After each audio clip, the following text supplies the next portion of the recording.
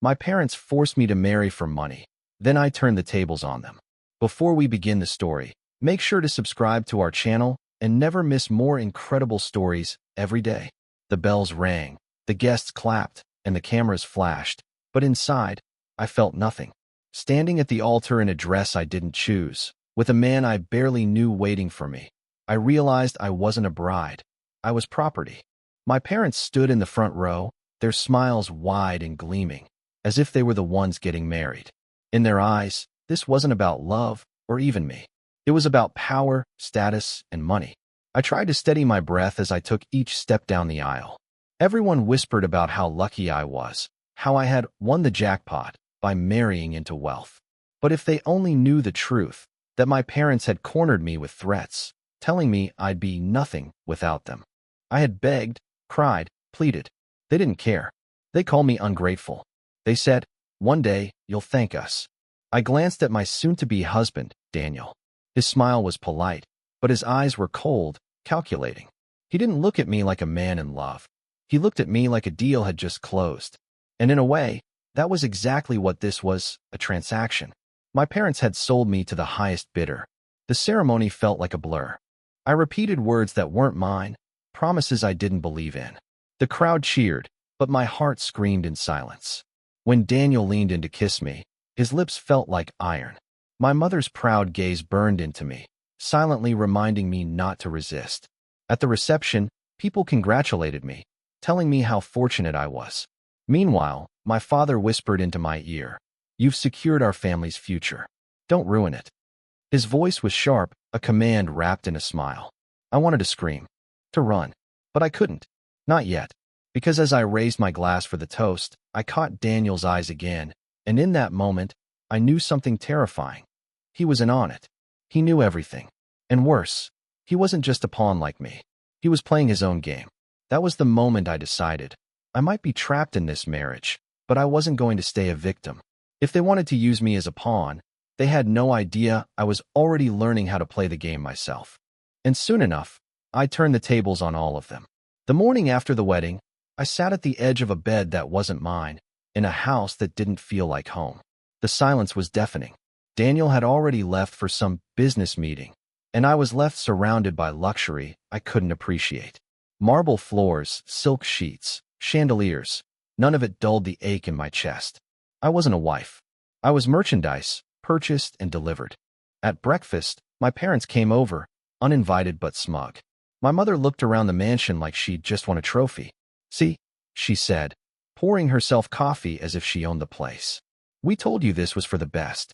You'll thank us when you're living comfortably for the rest of your life." I stared at her, the bitterness rising. Comfortably, or conveniently for you? My father didn't even flinch. He leaned in close, lowering his voice. "Don't start. We sacrificed everything to get you here. Don't be foolish enough to ruin it. Do your duty." Duty. That word felt like chains tightening around my neck. They had sold me under the guise of family honor and security. But it wasn't about me. It never had been. It was about them, about clawing their way into the lives of people with more money, more influence. Later that night, Daniel came home. He barely spoke to me at first, only nodding as he hung up his jacket. Then, casually, as if discussing the weather, he said, "Your parents made a smart choice. You'll learn to adjust." I froze. He wasn't hiding it anymore. He knew exactly what this was, and worse, he was comfortable in it. "So you knew?" I asked, my voice trembling with rage. Daniel smirked, not even bothering to deny it. "Of course I knew. Did you think this was some fairy tale romance? This is business. Your parents get what they want, I get what I want. You, unfortunately, had no say. But if you're smart, you'll play along. Fight it, and you'll regret it." His words sliced through me, but in that moment, something shifted. The despair that had been choking me began to harden into resolve. If my parents thought I'd remain obedient, if Daniel thought he could break me down, they had no idea who they were dealing with. I was done being their pawn. From that moment, I silently vowed I would find a way to turn their game against them. And sooner than they'd expect, the first crack in their perfect plan began to show.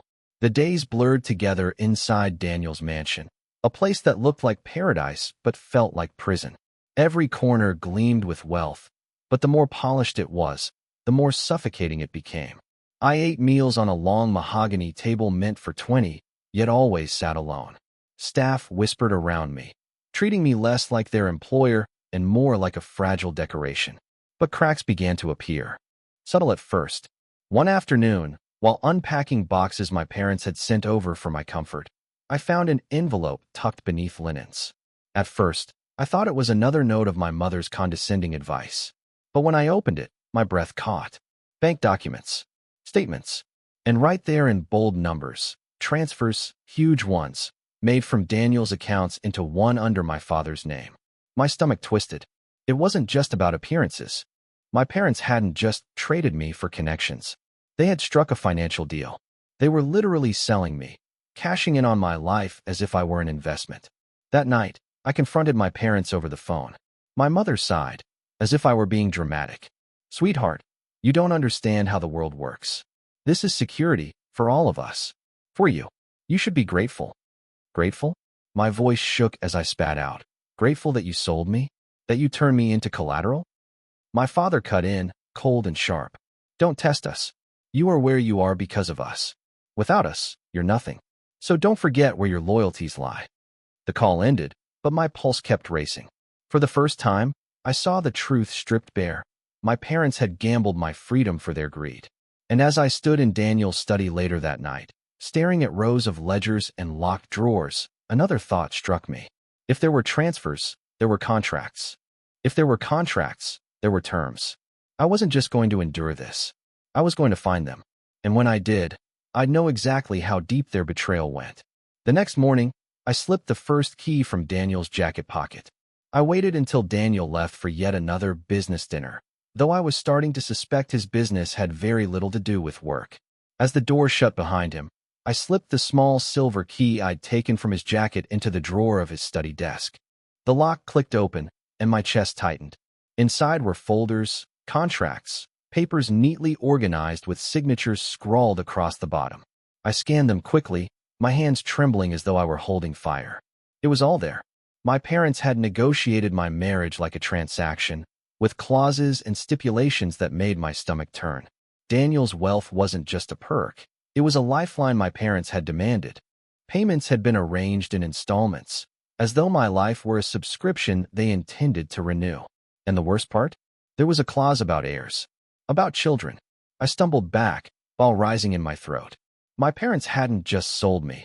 They had signed away the future of my body, my choices, my life. The room spun as I dropped into the leather chair, clutching the papers in disbelief. My mother's sweet words of security echoed in my head, twisting now into something venomous. Security for whom? For them. Always them. I folded the papers and shoved them into a hidden compartment in my suitcase. My heart pounded as I imagined what Daniel would do if he realized they were missing. When I looked up, I caught sight of myself in the study mirror.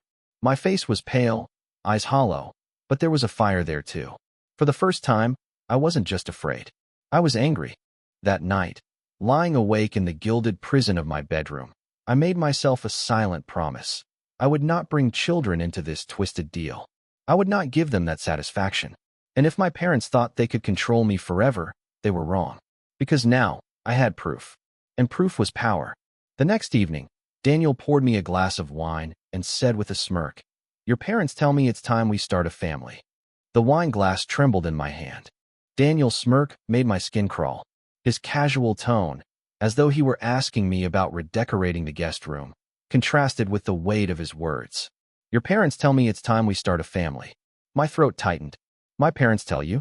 The bile of betrayal burned all over again. I forced a smile, because I couldn't let him see how shaken I was. Not yet. Later that night, I called my mother. My hands were clammy, the phone slippery with sweat. "Mom, why did you tell Daniel about children?" I asked, my voice sharp. Her sigh was heavy with manufactured patience. "Sweetheart, this isn't about you. It's about the family's future. Daniel is wealthy, respected, and generous. You should be grateful. Children will secure your place." "Secure my place?" I spat back. "Or secure your financial deal?" Her voice hardened. "Don't be ungrateful. We sacrificed everything to raise you. The least you can do is give us this." I nearly dropped the phone. There it was, no attempt at denial, no sugarcoating. Just the raw greed, spoken plainly. "Mom, you sold me," I whispered. A beat of silence, then her cold reply. "If you ever want to stay part of this family, you'll do as you're told." The line went dead. I sat in the dimly lit living room, the silence pressing in, my chest heaving with fury. It was no longer a suspicion, it was fact. My parents didn't love me. Not in the way parents should.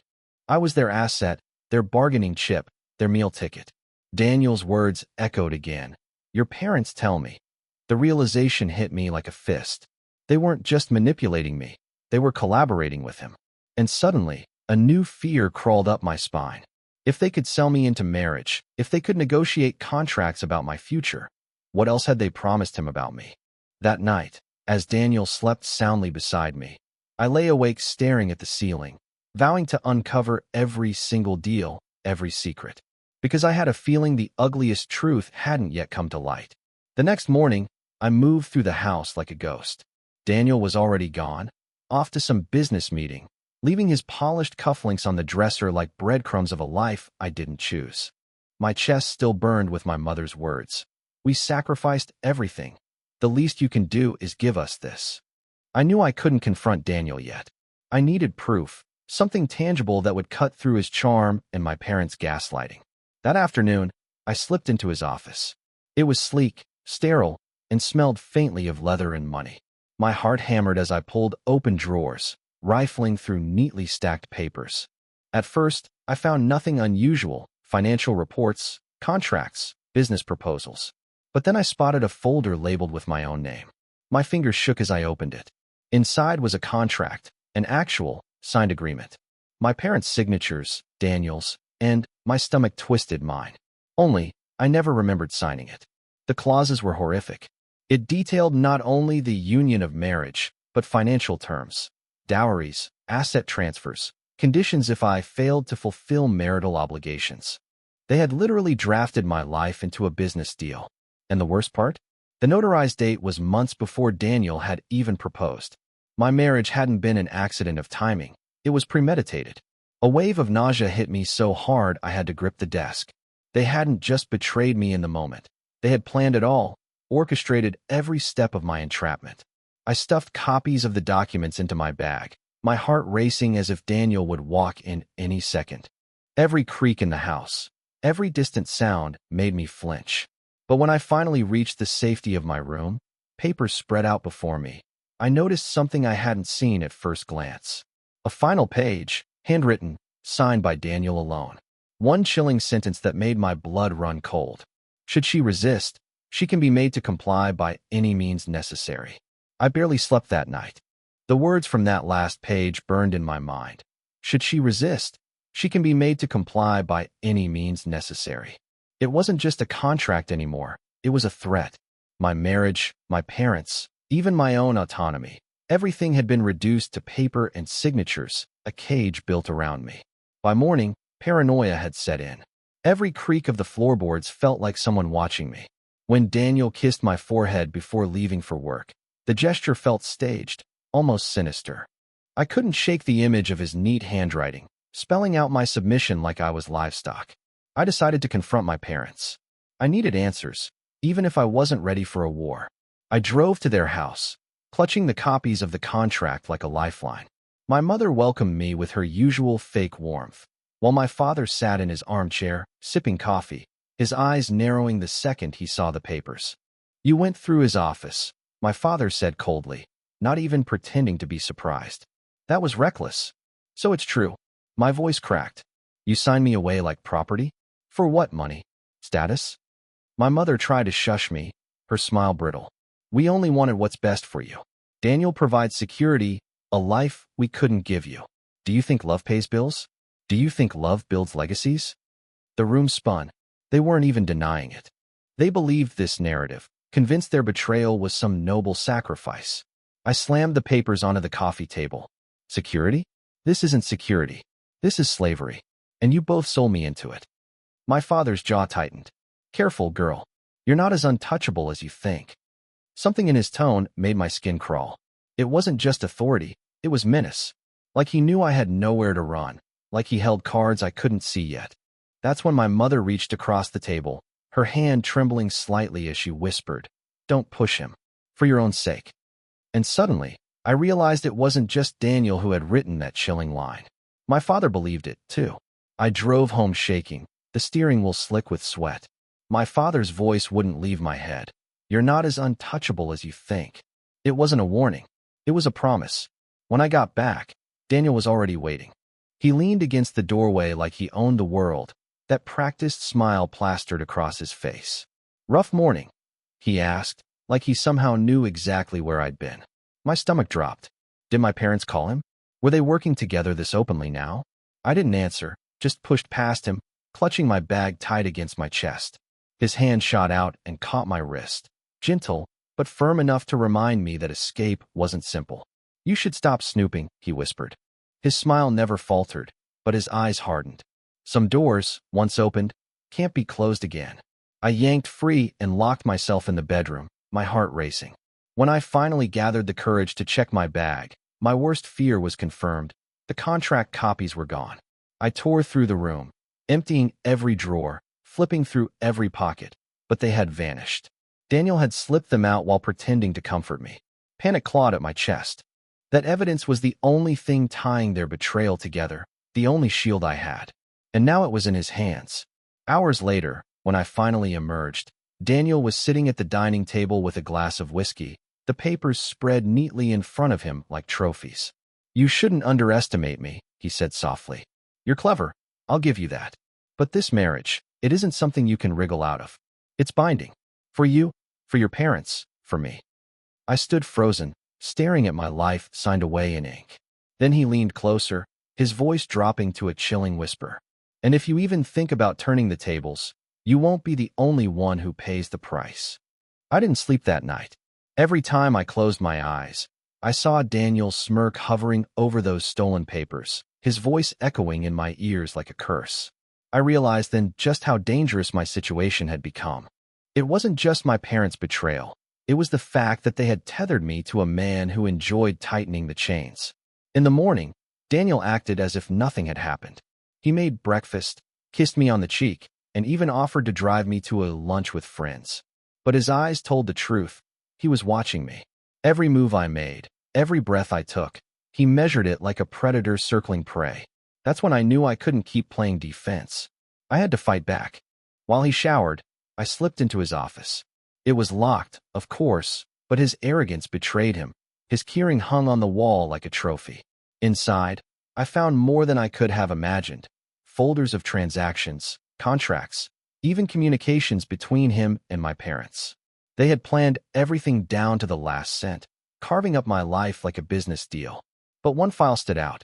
It was labeled Trustee Agreement. My name was scrawled across the top alongside Daniel's, and inside were clauses that made my blood run cold. If I attempted divorce or acted against the family's interest, I would walk away with nothing, not even the money I had before the marriage. Worse, there were provisions to cut me off completely, branding me as unstable if I tried to fight it publicly. The walls closed in. They had trapped me in a gilded cage, and Daniel held the key. But then, buried among the papers, I found something strange. A signed receipt from an investigator. Daniel wasn't just keeping tabs on me. He was having me followed. I barely had time to shove the papers back before I heard footsteps approaching. My heart pounded, hands trembling as I clicked the lock back into place. The door opened. Daniel stood there, dripping from the shower, a towel slung low around his waist. He looked at me, then at the office door. His smile was slow, deliberate. "Tell me, love," he said softly. "Why do I get the feeling you're hiding something from me?"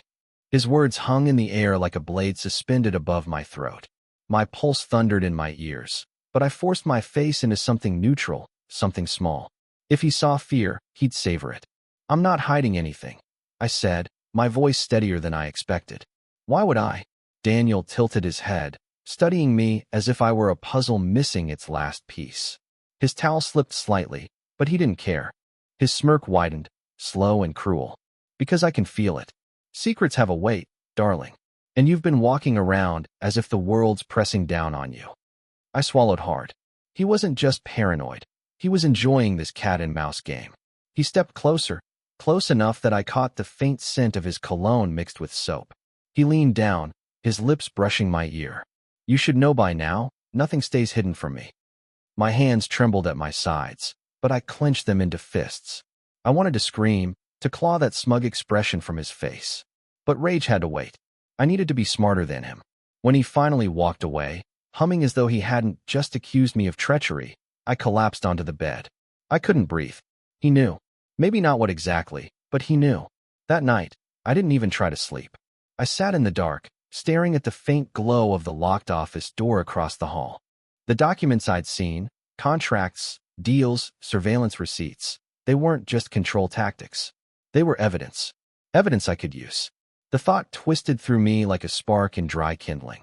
If I played this right, his arrogance would destroy him. But then, just before dawn, I heard it. The faint buzz of my phone on the nightstand. A message had slipped in while he slept beside me. My blood turned cold when I saw the sender. It wasn't from a friend. It wasn't even from family. It was from the investigator Daniel had hired. And the message read, "We need to talk. I know what he's planning." I stared at the glowing message until the letters blurred. My chest tightened, every instinct screaming that this was a trap. But the name matched. The same investigator Daniel had mentioned once, casually, as if boasting about how much he spent to keep tabs on me. Why would he contact me? The house was silent except for Daniel's slow, steady breathing beside me. I slipped from the bed, phone clutched in my hand, and padded into the bathroom, locking the door. My fingers trembled as I typed back. What is he planning? The reply came almost instantly. Meet me. Today. Noon. Café Rosemont. Don't tell him. I nearly laughed at the absurdity. Don't tell him? Daniel had ears and walls and shadows in every corner. If I so much as breathed wrong, he noticed.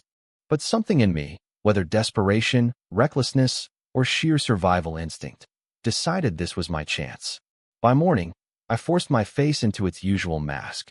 Daniel sipped his coffee, eyes sharp as ever. You didn't sleep, he observed. Just nerves, I lied. Your little speech last night rattled me. He smirked, clearly enjoying my supposed submission. Good. Fear is healthy. I smiled tightly, swallowing the rage clawing up my throat. Inside, I was screaming. Outside, I played the obedient spouse. At exactly noon, I walked into Café Rosemont. My heart pounded with every step, every bell jingle above the door. Sitting in the far corner, half hidden by shadows, was a man in a dark jacket. His eyes found mine instantly. He didn't waste time. Your husband's planning to cut you out, he whispered. Legally, financially, permanently. But that's not the worst of it. My mouth went dry. Then what is? He slid a folder across the table, his hand shaking just slightly. I flipped it open, and what I saw inside made me grip the table so hard my knuckles went white. There were photos of me, sleeping, walking, talking to people I barely remembered meeting. Every move, every breath, cataloged. And then, at the very bottom, a single sheet of paper with my name printed in bold. A will, dated just 3 weeks ago, and it declared me dead. My entire body went cold as I stared at the page. My name, printed in black ink, under the header of a legal document that had no business existing. A will. My will. Declaring me dead. I blinked, half convinced it was a nightmare, but the investigator's voice cut through the fog. He's preparing for something. Something final. He's tying up loose ends. I shook my head violently. This has to be a mistake. He wouldn't. The words tasted like acid. Of course he would. Daniel was capable of anything. The investigator leaned in closer. Listen to me. He's moving assets, shifting accounts. If you disappear, no one will question it. This document ensures he gets everything without a fight. My hands trembled as I shoved the folder back toward him. Why are you showing me this? Aren't you on his payroll? A bitter smile tugged at his lips. Not anymore. He hasn't paid me in months. Think of this as insurance. Against him and against myself.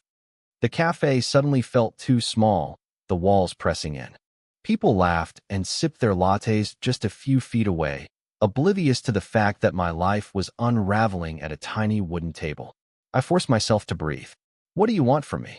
Survival, he said flatly. And maybe justice. But it has to be smart. If he suspects you won't make it to tomorrow. I walked out of that cafe in a daze, clutching the images of my sleeping face and the forged will. The city blurred around me. The noise of traffic and chatter felt unreal, like I'd slipped into someone else's nightmare.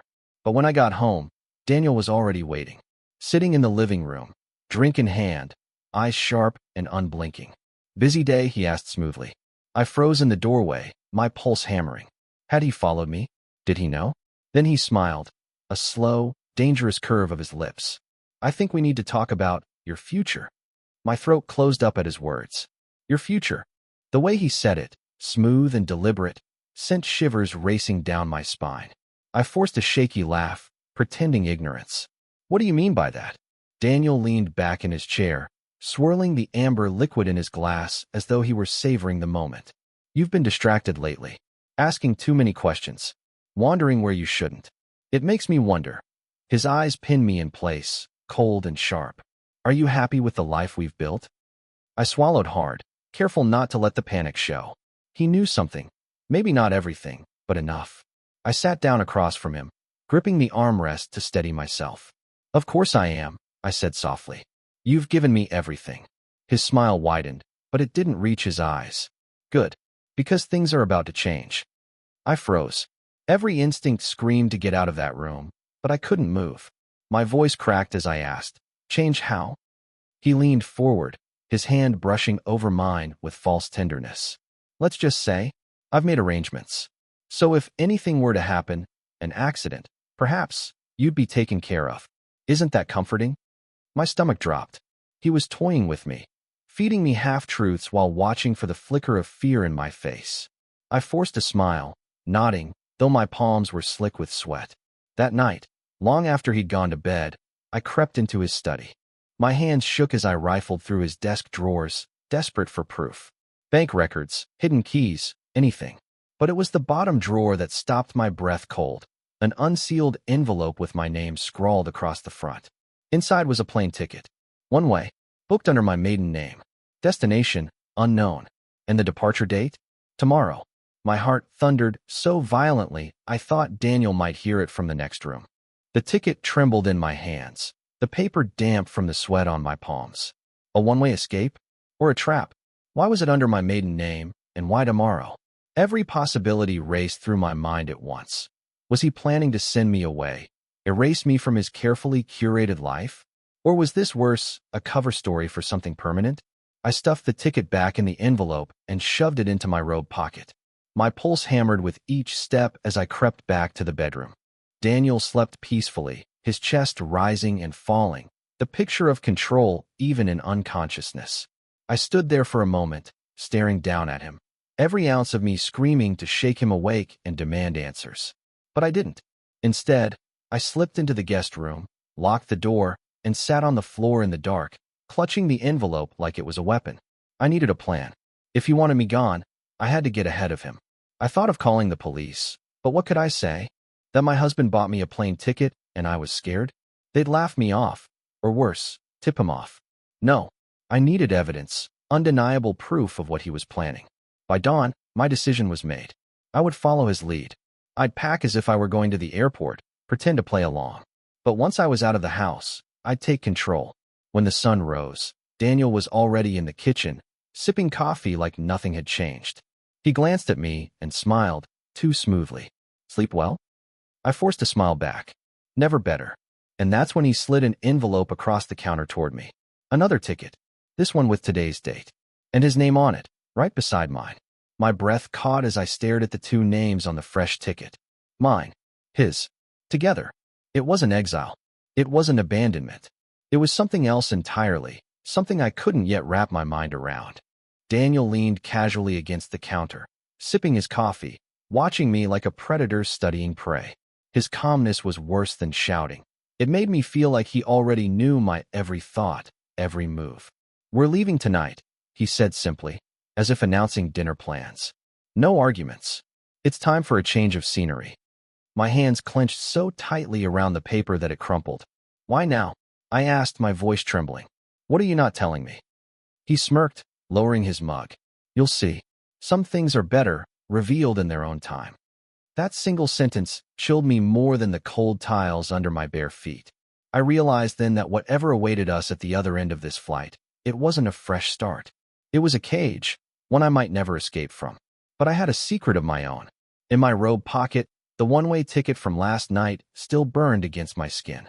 His mistake had given me leverage, a card I hadn't played yet. I forced my voice into something soft, obedient. Okay, I whispered. Tonight. Daniel's grin widened, satisfied. That's my girl. But inside, a storm brewed. Tonight, on that flight, one of us would win, and the other wouldn't be coming back.